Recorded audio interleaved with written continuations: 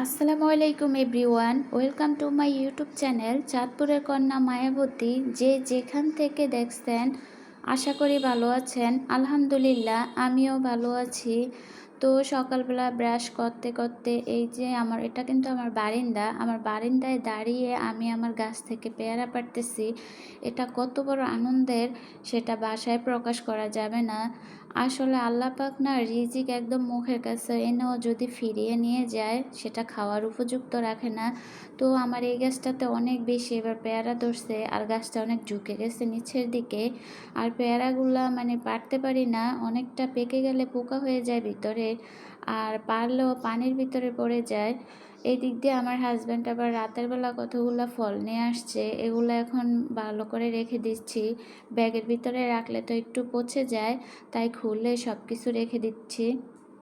গ্রীষ্মকাল সিজনটা আসলেই না অন্যরকম একটা ভালো লাগে। ভাত 3 বেলা খাই আর না খাই, ফল খাই, সেই জিনিসটাই অনেক ভালো লাগে। যখন ভাত খেতে ইচ্ছে করে না তখন দেখা গেছে আম খেয়ে তারপর বসে থাকি। আর আমার তো আম অনেক বেশি পছন্দ।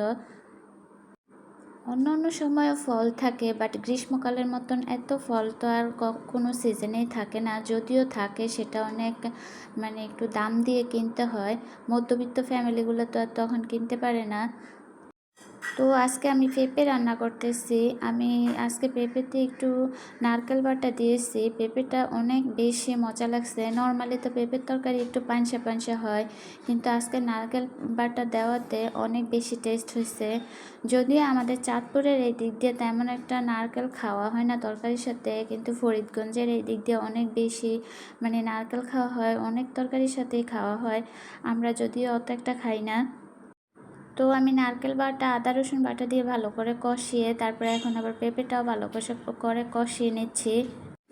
আমার সব তরকারির সাথে পাঙ্গাস মাছ দেখলে হয়তো আপনারা হাসতে পারেন, কিন্তু এটাই সত্যি। আমার বাচ্চাদের জন্য যে কোনো তরকারির সাথে, আমার যে কোনো মাছের সাথে পাঙ্গাস মাছ দিতেই হয়, যেহেতু ওরা কাঁটাওয়ালা মাছ খেতে পারে না, এই মাছটাই বেশি পছন্দ করে। আর তাছাড়া এখন বাচ্চাদেরকে খাওয়াইতে খাওয়াইতে আমারও পাঙ্গাস মাছটা পছন্দ হয়ে গেছে। আমি অনেক বেশি পছন্দ করি। এখন আর আমিও কাঁটা বাছতে পারি না, অন্যান্য মাছ খেতে পারি না খুব একটা। তো এই তো আমার তরকারিটা এদিক দিয়ে হয়ে গেছে। যদিও আমি কাঁচা জিরা বাটা দিছি, তারপরে একটু অল্প করে শুকনা জিরা দিয়ে দিচ্ছি। এই তো আমার তরকারি হয়ে গেছে। এখন আমি তরকারিটা নামিয়ে নিব। আবার যখন সমস্ত তরকারি রান্না করা হয়ে যাবে, চুলার আগুন নিভিয়ে ফেলবো, তখন আবার আমি চুলার উপরে তরকারি রেখে দেব। এতে করে আমার ঝোলটাও আর একটু কমবে আর সবজিগুলো আরও নরম হয়ে আসবে। তো তারপরে আমি করলা ভাজি করব, আর করলা ভাজিটা আমি লাস্টেই সবসময় করি। এতে করে আমার কম আছে চুলার উপরে থেকে একটু ভাজা ভাজা হয়, এটা আমার কাছে অনেক বেশি ভালো লাগে।